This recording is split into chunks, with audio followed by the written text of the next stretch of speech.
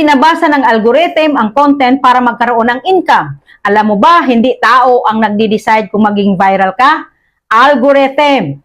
At kung gusto mong kumita as content creator, kailangan mong maintindihan paano ka binabasa ng algorithm dahil sa totoo lang, hindi naman niya kilala kung sino ka, pero kilala niya kung paano ka i-perform. Una, retention. Gaano katagal nanonood ang tao? Ito ang unang binabasa ng algorithm. Kung yung video mo tinatapos ng viewers ng at least 50 to 80%, iisipin ng algorithm, interesting to. Bigyan pa natin ng viewers. Kaya gumagawa ng income ang creators kasi pag mataas ang retention mo, mas malaki ang chance na ma-post ang video mo. At mas maraming ad revenue brand deals. Kaya rule number 1, first 3 seconds pa lang, grab mo attention. Walang intro, walang paligoy-ligoy, diretso. Pangalawa, engagement. Pinag-uusapan ka ba?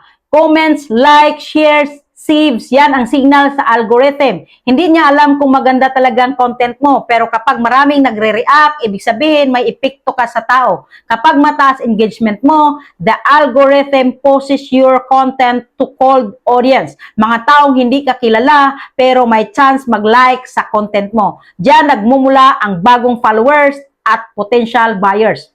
Pangatlo, rewatch rate. Binalikan ba ulit ng viewer? Ito ang secret metric na hindi alam ng karamihan. Kapag inulit ng viewer ang video mo o nagstay kahit tapos na, sobrang lakas ng signal nun. Ibig sabihin kay algorithm, oy, valuable to. At kapag valuable ang tingin ng system, ilalabas ka sa For You, suggested at recommended. Mas maraming views equals mas maraming ads equals mas maraming kita.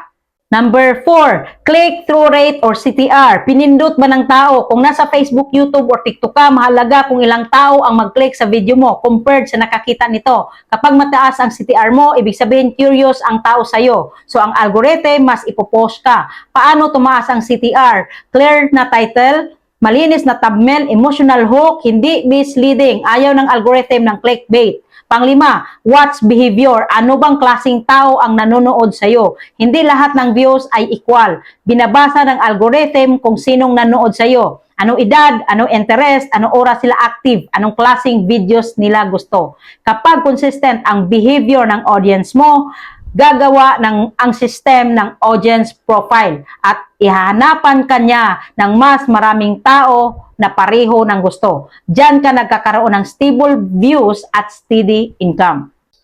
Pang-anim, consistency. Gaano ka kadalas mag-upload? For algorithm, ang creator na consistent equals creator na seryoso. Mas consistent ka, mas maraming data ang algorithm para i-match ka sa tamang audience. Kaya kahit hindi perfect ang content mo, kapag consistent ka, automatic mas mataas ang income potential mo dahil lagi kang nasa feed ng viewers. So, paano ka kikita?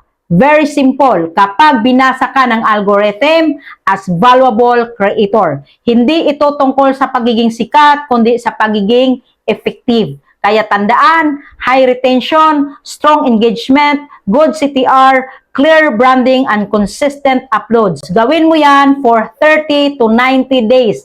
And the algorithm will not just rate your content. It will reward it. Natulungan ba kita? Please like, follow, and share.